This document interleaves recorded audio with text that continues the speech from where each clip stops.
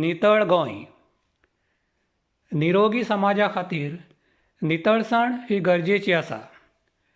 आयज आमी गोंयकारां नितळसाणेची गरज समजतात.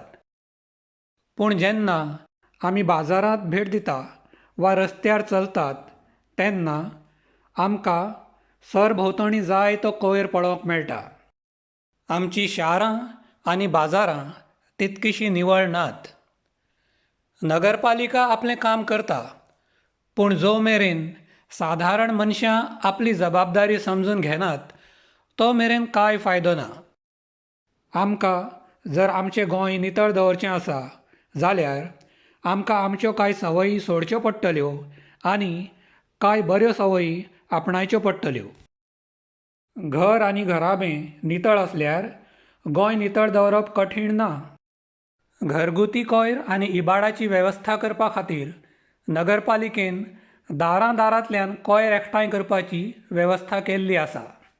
आमी सुको आनी ओलो कोयर फावो त्या कोयराच्या कासांत घालून ती सदांच्या सदां कोयर एकठांय करपी मानायक दिवंक जाय. आमचे मदीं जायते लोक आपलें घर नितळ दवरतात. अशें आमी आपली भलायकी बरी दवरपा खातीर करतात.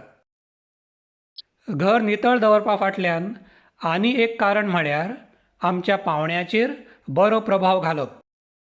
आमकां चिंता आसता की जरी तर आमच्या पावंड्यांनी आमचें बुरशें घर पळयलें जाल्यार आमचे विशीं ते कितें चिंततले. अशाच तरेन आमी आमच्या राज्या विशीं म्हळ्यार आमच्या गोंया विशीं चिंतूंक जाय. आमचें गोंय हें एक पर्यटन स्थळ जावन आसा. दर वर्सा संपूर्ण भारतांतल्यान तशेंच संपूर्ण जगांतल्यान हजारांनी पर्यटक गोंयाक भेट दितात. जरी तर ह्या पर्यटकांनी आमच्या शारांनी आनी आमच्या समुद्र तटांचेर कोयर पळयलो जाल्यार गोंय आनी गोंयकारां विशीं ते कसली छाप घेवन वतले. संपूर्ण संवसारांत आशिल्लो गोंयकारां विशींचो आदर आमी राखूंक जाय. दर एका गोंयकारान गोंय नितळ दवरपाची जबाबदारी घेवंक जाय. नितळसाणेची समजिकाय ही वैयक्तीक पातळेचेर दर एका गोंयकाराच्या काळजांत ल्हानपणा सावन ठसोवपाक जाय. जेन्ना आमी नितळसाणे विशीं उलयतात तेन्ना कोयर एकठांय करप, कोयरां कासांत उडोवप, मेळत थंय कोयर उडोवप ना हे सारक्यो गजाली आमच्या मनांत येतात. पूण कोयराची आनी इबाडाची उत्पत्ती कमी करप तितकेंच गरजेचें आसा हें आमी विसरूंक फावना. फक्त कोयर एकठांय करप आनी कोयरांचें पुनर्चक्रण करप हेंच पुराय समाधान न्हय. आमी प्लास्टीक आनी पॉलिथीन सारक्या कुसूंक शकना असल्या वस्तूंचो वापर जाता तितको कमी करूंक जाय.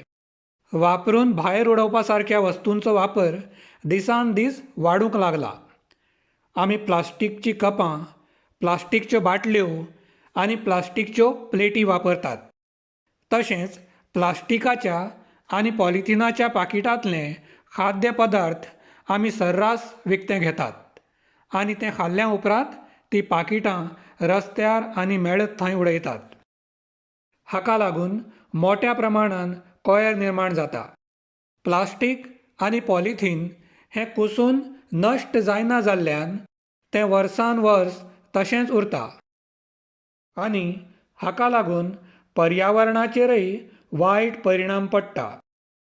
कुसून जीं नश्ट जातात फक्त असल्याच पदार्थांक आमी पालव दिवंक जाय. वैयक्तीक पातळेचेर दर एकल्यान जबाबदारी घेवपाची गरज आसा. सगळीं जाणां मेळून आमी बदल घडोवन हाडपाक शकतात. आमी आमचें गोंय आनिकय नितळ, आनिकय पांचवेचार आनी आनिकय सोबीत राज्य करपाक शकतात. मनांत इत्सा आसल्यार वाट आपशींच मेळटा. Thanks for watching. Please subscribe to my channel.